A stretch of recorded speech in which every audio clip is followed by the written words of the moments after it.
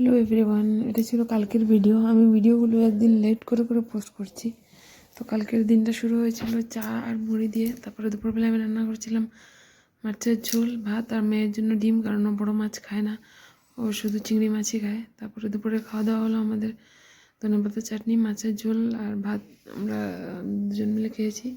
তারপর বিকেলবেলা গেছিলাম চা করতে। আর আমার মেয়ের কাণ্ড দেখো, ওর যা যা জিনিস ছিল, বাদাম ধনেপাতা সব একসাথে রেখেছে। আমি চাটা করি মিঠাই মেট দিয়ে, কারণ আমি দুধ খেতে পারি না, দুধ খেলে অ্যাসিডিটি হয়ে যায়। আমি ফিল করি মিঠাই মেটটা দিয়ে চা খেলে ইভেন গুড় বা কিছু অ্যাড করতে হয় না, আর গ্যাসেরও প্রবলেম হয় না।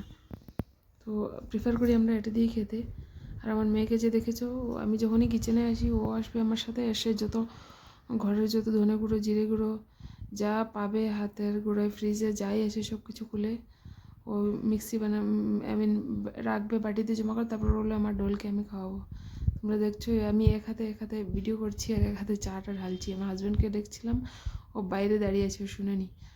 তারপরে যে লাল চা করে তারপরে এই দুধটা মিলিয়ে নিই, কারণ বলে নাকি চা দুধের সাথে বয়েল করলে সেটা পয়জন হয়ে যায়। আমি জানি না সেটা সত্যি কি না, কিন্তু প্রিফার করি এরকম। আমি দেখি এখানে অনেক দোকানে এরকম চা করে মিঠাই মেট দিয়ে না, তাহলেও মানে চাটা আলাদা করে করে তারপরে দুধটা আলাদা করে মেশায়। সো এটাতে নাকি মানে দুধ চা তো ক্ষতি করে এমনি, তাও ক্ষতিটা একটু কমই করে। সো আমি প্রিফার করি এরকম, কারণ চা খাওয়া তো ছাড়া যাবে না, এডিক্টেড। আমি আগে চা খেতাম না, পরে আমার হাজব্যান্ডের সাথে আমার বিয়ের পর আমার মানে চা খাওয়াটা বেড়ে যায়। আমি কলেজ থাকতে চা খেতামই না। তো বিকালের চাটা দুজনে দেখছো, দুজনে মিলে বসে খাচ্ছি। মেয়ে কিছু খায়নি, খাবে না বলছে। চা খেয়ে বেরোলাম, ভেবেছিলাম একটু সবজি আনতে যাব। আমাদের বাড়িতে আমরা যেখানে থাকি ওখান থেকে 2 কিলোমিটার দূরে।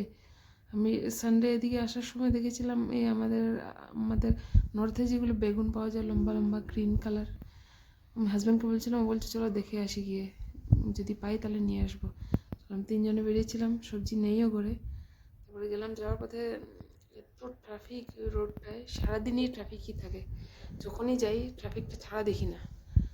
সবাই তোমাদের সাথে শেয়ার করছি যে এই রাস্তাটা একটু ছোট মনে হয়, তার জন্য নাকি জ্যামটা একটু বেশি হয় সবসময়। অনেক একটু সময় দাঁড়িয়েছিলাম আমরা ওখানে। 2 কিলোমিটার জায়গা যেতে কমসে কম 15 মিনিট সময় লেগে গেছে। তারপর যাওয়ার পথে এদিকে দেখলাম সানসেটটা দেখা যাচ্ছে, কিন্তু আমার ক্যামেরাতে তো ভালো আসেনি। তা ভাবলাম শেয়ার করি তোমাদের সাথে বিকেলবেলা। আর এই পাশে যে মন্দিরটা দেখতে পাচ্ছ, এটাকে বলে ব্যাঙ্গালোরের মিনি ইস্কন। বড় ইস্কনটা হয়েছে যশবন্তপুরে, এটা মিনি ইস্কন। ভিতরে এখানে গোশালাও আছে, আমরা মাঝে মাঝে গিয়ে থাকি। অন্য মন্দিরও আছে, এখানে হনুমান মন্দিরও আছে, আর পাশে সাই বাবার মন্দিরও মনে হয় আছে। মাঝে মাঝে যাওয়া হয় আমাদের। তোমরা যে সাইডে দেখতে পাচ্ছ ওই পারে ওই সবজির দোকানগুলো, আমরা ভাবছিলাম ওখানে পেয়ে যাবো সবজি। তারপরে ওকে বললাম চলো ইউটার্ন নিয়ে যাই। ওই ইউটার্ন নিয়ে গেলেও দেখলাম নেই, ও শাক আর ছোটোখাটো সবজি নিয়ে বসে আছি। সবজিগুলো তো ভালোও না, তারপর আমরা আনিনি ওখান থেকে চলে গেলাম।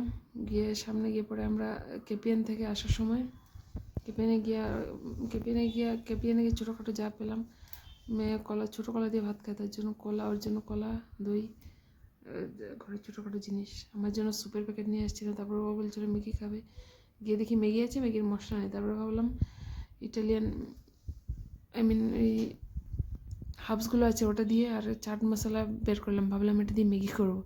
তারপরে মাথায় অনেক কিছু আসলো, ধনেপাতা বাটা ছিল দুপুরে, এটা দিলাম, একটু হলুদ গুঁড়ো দিলাম, তারপরে সিজনিং মশলা দিয়ে ম্যাগি ওকে দিয়ে তারপরে ওকে নিয়ে গেছিলাম হোমওয়ার্ক করতে। ও হোমওয়ার্ক করে আধা ডান্স করছে। ওনাকে ডান্স করলে রিল্যাক্স পায়। আর মাথাতে দেখেছ যে বজরংবলী সিঁদুর লাগিয়েছে। তারপর ওকে রাত্রিরে